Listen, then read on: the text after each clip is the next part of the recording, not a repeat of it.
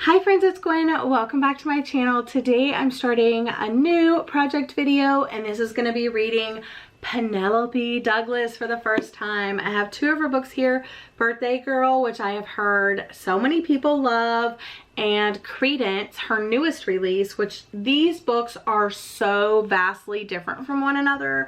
Credence I don't know like too much about, but this one we follow Jordan and Pike, and Jordan is dating this guy.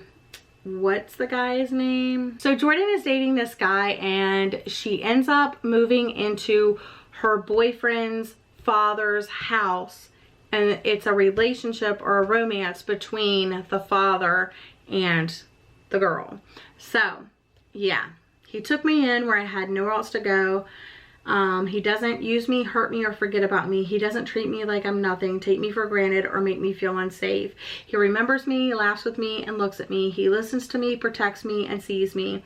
I can feel his eyes on me over the breakfast table, and my heart pumps so hard when I hear him pull in the driveway after work. I have to stop this. It can't happen. My sister once told me there are no good men, and if you find one, he's probably unavailable. Only Pike Lawson isn't the unavailable one. I am, because like I said, she's dating her boyfriend, or she's dating a guy. And then Pike, I took her in because I thought I was helping. She'd cook a few meals and clean up a little. It was an easy arrangement. As the days go by though, it's becoming anything but easy. I have to stop my mind from drifting to her and stop holding my breath every time I bump into her in the house. I can't touch her and I shouldn't want to. The more I find my path crossing hers though, the more she's becoming a part of me. But we're not free to give into this. She's 19 and I'm 38, and her boyfriend's father. Unfortunately, they just both moved into my house. So this book starts, it is Jordan's birthday and she works at this bar called Grounders, and she's leaving work and she's waiting on her boyfriend to pick her up, and he hasn't come to pick her up yet because she's been trying to call him because I guess she got off work early. So she decides to go around the block to this theater to watch this 80s movie, what's that movie called? Once I see it, I'm Evil Dead. So she's going to see the Evil Dead, and her boss on the way out, or someone that she works with, gave her like this thing of wine and some donuts and stuff, and so she opens up the bottle of wine. She ends up fumbling it. It's like rolling down. She loses her phone. She goes after it, and there's this guy. She's like, oh, I'm sorry, like I dropped my phone, and he gives her his phone so they could use the flashlight and find her phone. And then she ends up sitting next to him, and it's like an easy conversation back and forth between them, and they kind of make plans to, he mentions that he's going to be there for this other movie, and she's like, was he like, I know. She does mention her boyfriend and all of that, but it's just like an easy conversation. Like, you're never going to see this person again. While she's exiting the theater, she finally finds out that her boyfriend is in jail. And she says his name, and the guy's like, you don't mean, I forget his name, Carson? Something stupid. Some like Cole. So she's like, he's like, you don't mean Cole Lawson? And she's like, yeah. And he's like, that's my son. So they go get him. He ended up getting like kicked out of their apartment because he threw this party and it was really loud and yada yada. So the father lets them live with them. And yeah, so I've already started reading this one. I'm on page 74 and I'm already invested. Is that funny? But yeah, I think it's just gonna be like a slow build up, and I'm here for it. I'll really get a taste of her writing because these are very, very different stories. We'll talk more about this one when I actually jump in after I read the synopsis. So yeah, starting with Birthday Girl, and I'm excited. Hi friends, I thought I would check in. I'm reading Birthday Girl by Penelope Douglas. I'm currently on page 94, but this is something I wanted to say earlier, but I kind of forgot, but now I've remembered because of something that was just said. Basically, she's dating this guy, Jordan is dating this guy Cole, but he's a terrible boyfriend. He doesn't answer her calls or her texts. He wasn't really helping out at the apartment. He's the one that got him thrown out. He's not really working or saying he's going to be where he's supposed to be. He's not really spending any time with Jordan. He goes out to parties without her. He comes to visit her at work and then like leaves shortly after. He's hanging out with her ex-boyfriend, and she's just kind of all alone. And her sister had moved like when she was younger, and she was living, I guess her mom split when she was young, like 2 or 4 or something like that, and moved to Vegas. And then she stayed with her dad, and then her sister moved out, and it was just like her at her dad's place with her stepmom, which was a shitty situation. And now she's obviously got this ex that she talks about, I forget his name, and now her boyfriend now, Cole, he doesn't seem much better. He ignores her, and he doesn't really, you don't see them interacting hardly at all. And when you do, it's not really like good interaction.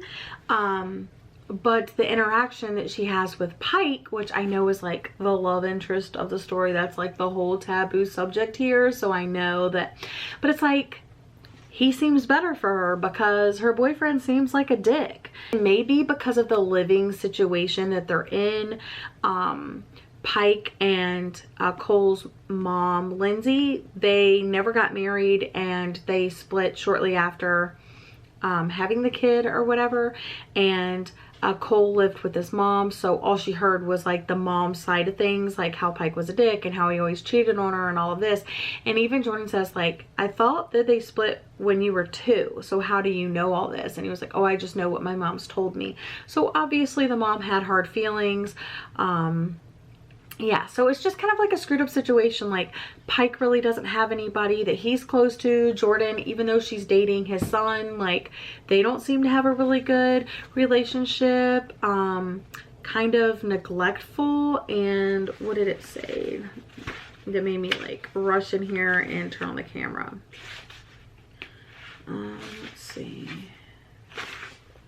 No. He's talking about how like when he wakes up in the morning, like everything's clean, the floors feel clean, the refrigerator is magically free of bad food and 3-day-old leftovers, and the appliances shine. Everything smells fragrant. Anything Cole left laying in the living room, like shoes or soda cans the night before, suddenly gone, and I can't remember the last time I had to unload the dishwasher. And I don't for one moment believe it's thanks to my kid. He's become pretty damn lazy, it seems, and I hadn't realized how he changed. The more he grew up, the less he wanted to spend time with me, and I see hints of how his mom was with me and how he treats Jordan now. He's neglectful, and I find myself grinding my teeth to keep my mouth shut and my opinions to myself. I love my kid, but it's hard to see why he deserves her. Yeah, absolutely. It's hard for us, the reader, to see why he deserves her, because she seems like she's out working, she's going to like these summer courses, and she's doing her more than fair share around the house. What's Cole doing? Sorry, is there something in my hair? They said that they were gonna like help around the house and stuff, and so far Cole hasn't done any of that, but Jordan's been like definitely stepping up and, you know, doing her fair share. So he just seems like a deadbeat, but I don't know, weird. So I don't feel bad that it's a relationship between the dad and the girl. Hi friends, I thought I would update you on Birthday Girl by Penelope Douglas, because I spent the majority of yesterday reading this. I'm on page 252 and I'm really enjoying it. So this is a taboo, you know, subject matter about a 19-year-old girl and a 38-year-old man. So we have Jordan, and who's 19, and she moves in with her boyfriend into his father's house, and his father's 38, and her boyfriend treats her like crap. He tells her he's actually right now, well, let me start back. So I guess she spent money to get her boyfriend's, Cole's, car fixed, but her car's messed up. So she kind of relies on him and her sister to take her like back and forth to work. And she seems like the only really responsible one out of her and her boyfriend. And so she'll get her sister to take her to work, and then she asks Cole to pick her up, and he says he will, and he never does. And he'll come into her job and then leave and go to a party. Then he sends weird people to pick her up, like her ex, and she doesn't feel safe around him. And he's never around when she needs him. And then when he is around, he treats her like shit. He forced himself on her, and it's just really uncomfortable. I get that they have like this past that like they were friends first. And I guess there were like 3. It was like her, Cole, and this guy, Nick. And, you know, something happened that kind of brought them together. Like a tragedy happened that brought them together. And they kind of leaned on each other during that time. But he doesn't even treat her like a good friend. So it's hard to see that. Something that happened in the past. Like, I'm only knowing what's happening now. And he's treating her like absolute crap. So for Pike to be attracted to her, like, I don't know. Is that normal? I don't think so. But, I don't know. But he is attracted to her, but he doesn't do anything about it. And she's attracted to him because he spends time with her. He talks to her. He does things that makes her feel appreciated and so forth. They do have their little like things that happen, but overall, hell of a lot better than her boyfriend. And it's like, no wonder she would like find Pike attractive, because even if he isn't physically attractive, which he sounds like he is, but emotionally he would be attractive. And she seems starved for attention, and she even like brings that up, like, of course I would like this guy. It's like the first guy ever that's giving me attention. I really am enjoying it, and things have definitely progressed, not only with Jordan and Pike, but things have happened between Jordan and her boyfriend, and Pike has come to some realizations. There's been a few sexy times, like solo sexy times. There's been like things happening between Jordan and Pike, like, have progressed. And also like Pike's friends or like his buddies, I guess some of them he went to high school with or whatever, and they still kind of work together. They've noticed, and his one, Dutch, I think is his name, has really pointed out that like Jordan is exactly what Pike went for back in the day, and that they kind of speak a language all their own. Hi friends, coming to you with an update. I just finished Birthday Girl by Penelope Douglas, and I'm rating it 5 out of 5 stars. I was interested throughout. I was never bored while reading it. It had a lot of steamy times. It had like family drama. It had like friendship drama. And it just was like an unlikely scenario of this girl and her boyfriend moving in his dad's house, and them not really loving each other anymore. He's not really treating her right, and then she's getting a lot of attention from the dad. And they've kind of already had like a little bit of connection from the very first time they bumped into each other, like in the opening chapters of this book when it's her birthday and she goes to the movie theater and the whole wine incident that I told you before. Yeah, so it already seemed like they were already clicking, and then it just kind of went awkward really fast when they found out like, oh, this is like, he found out, oh, this is my son's girlfriend, and she found out, crap, this is my boyfriend's dad. But yeah, and I think that it really discussed the, you know, the dangers of what people would think and what they thought.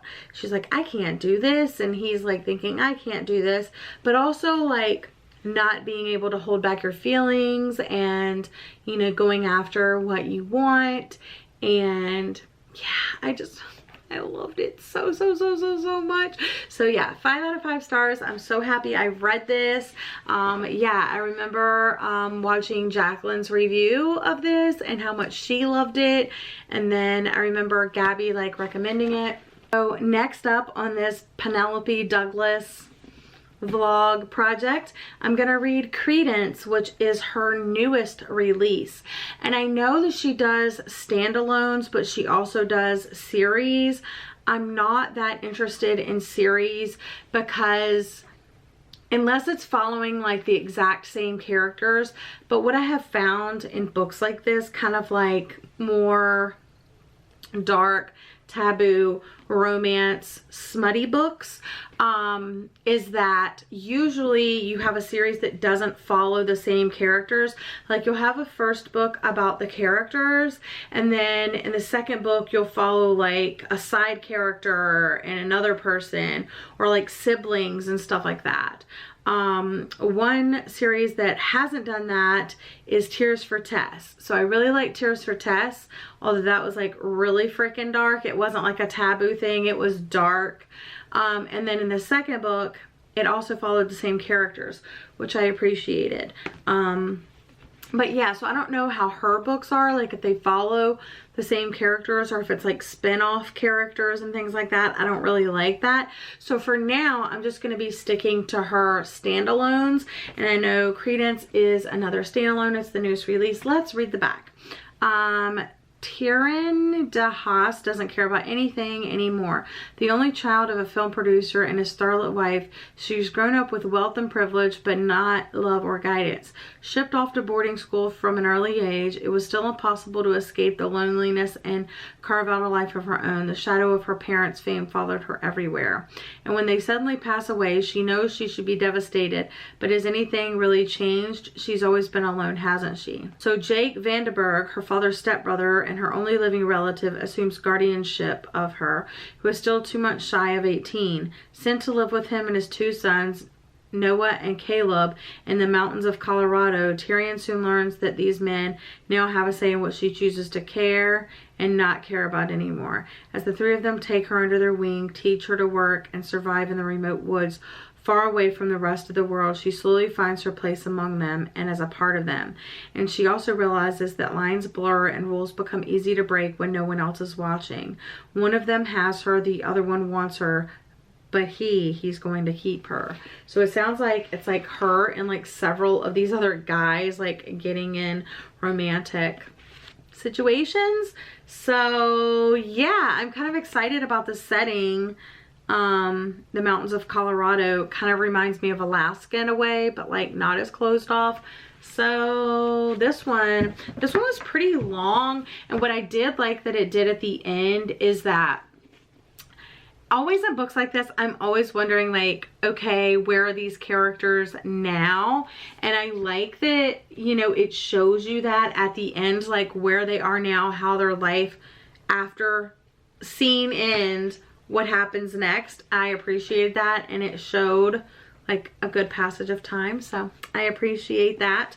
But this one was, I was looking that up, 396 pages, so just shy of 400 pages, 470, so about 75 pages more. So not that bad, but yeah, I'm gonna read this over the next couple of days, keep you guys updated and let you know my thoughts. But so far, I'm having really good thoughts about Penelope Douglas. Also just wanted to mention that both of these books have a playlist. So in the very beginning, there's a playlist in each book, and I think that's so cool. Isolated setting, which is kind of creepy, but like kind of cool at the same time. So basically she's traveled like 4 states or something like that, and her father's stepbrother, I keep thinking it's like her uncle, which I guess it is, but like not, you know what I'm saying? Because like a step uncle. So anyway, so this guy picks her up, takes her in, and he's kind of like showing her the ropes and stuff like that. I guess at his house lives his 2 sons as well, Noah and Caleb, and I've only met Noah. I haven't met Caleb yet, but yeah, just things are a little weird. Like I'm getting a vibe, and it is much slower than the other one. That's why I haven't really read that much, but I am enjoying it. Hi friends, I am here with an update, a long-awaited update. I have finished Credence by Penelope Douglas, and I really enjoyed this story. It definitely had a lot of layers. It's almost like a story told in two parts. There's a part I would tell like my coworkers, you know, people like that. And then there's a part I would tell my best friends about. And yeah, so okay, so I've read 2 Penelope Douglas books now. I read Birthday Girl by Penelope Douglas, which I think I did a good job explaining like what the story was about. It's kind of like this slow burn between a girl and her boyfriend's father as they move into his house, and I really felt that it was justified. It was a justified attachment, a justified romance attraction between these two because of the lack of affection, attention between her and her boyfriend. I don't really think that they should have been boyfriend girlfriend in the first place. I just think that it was like kind of like a friends with benefits almost thing. So I really enjoyed this, and I rated it 5 out of 5 stars. Credence, on the other hand, very different than Birthday Girl. It had a lot of kink. It had a lot of sexy times, but let me just say that this is about our main character, Tiernan, whose parents were both very big in Hollywood, like super big. I think she was an actress and he was an actor or like a producer or something along those lines. They were the worst kind of parents. They did everything for show. They paid absolutely no attention to Tiernan. I mean, like, they neglected her. They flat out neglected her. Everything was taken care of, like financially. She always had nannies and the best school and the best clothes and all of that. But like emotionally neglected 100%. At the beginning of the book, her parents have killed themselves, and or one has died and one killed themselves because the other one was dying. So they've killed themselves, and Tiernan is 17 at the start of this book. And because of that reason, she doesn't have full control of her like inheritance or anything like that. And she's not like of age. So in her father's will, he sends her to her uncle's house, her father's stepbrother. So it's not really her uncle, but it's her father's stepbrother who she has never met, and her 2 cousins, Noah and Caleb. So they live in kind of like this backwoods, off the map place in Colorado, like way up in the mountains. And she goes there because she just kind of wants to get away from the shitstorm that is her real life because of her parents' death and just the neglect that they gave her, or the neglect that they put upon her, and to get away from the media and the paparazzi and social media and all of that. She's like, okay, sure. So she goes up to Colorado, and as soon as she gets there, she's immediately swept away by like the ambiance and the atmosphere and the surroundings and stuff like that, which like who wouldn't be? It sounds magical. But then things kind of take a turn where something feels different about these men that are her family but not her family, and they do give her a lot of the attention, but each man is very different. So you have Jake, who is her uncle, and then Noah and Caleb, who are her cousins, and it's just a very sexual, tension fueled family, weird, kinky thing that happens. And wow, it really goes there at times, but it's very, there's a lot of buildup until anything like actually happens. And once it finally does, like you're just in the thick of it and you cannot get out. And the whole time, you know, Tiernan's saying like, of course it would be this way because like my parents were so shitty, and these people, even through the ups and downs, they really make me feel at home. This is my family.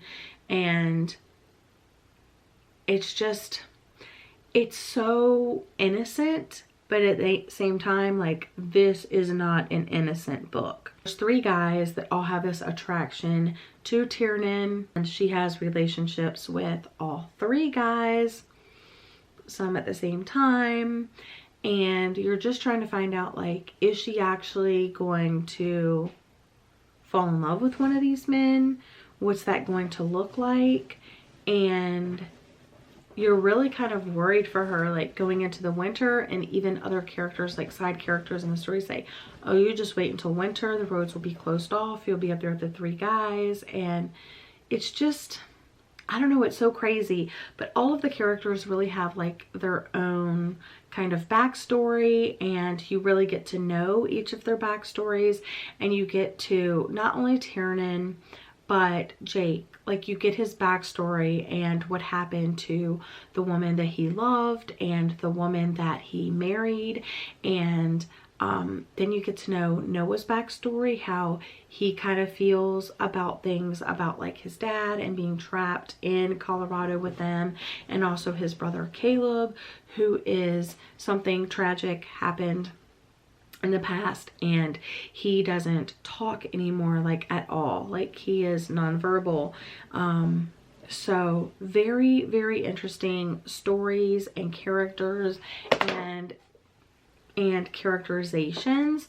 I feel like these are definitely real people, and it's interesting in that way, that it's so kinky and so, like, I can't even explain the heat that this book is emanating. But at the same time, like, I still do not believe that the end of the book justifies everything that happened throughout the book.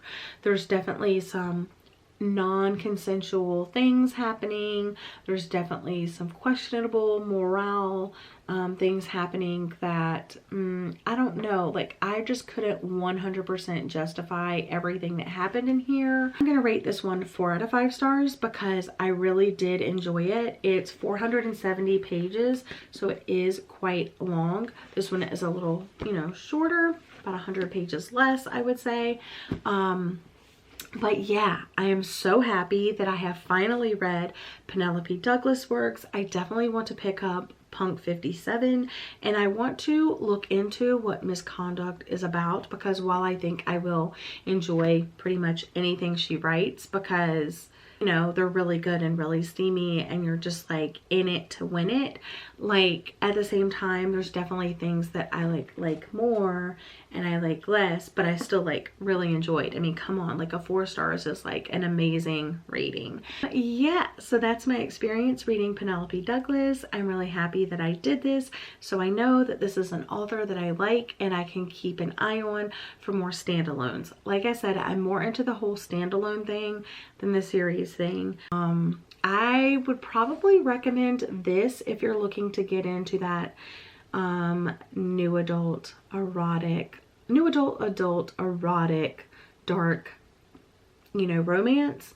But this one, whew, this really serves up the tea, you guys. This is really dark, so, you know, take your pick.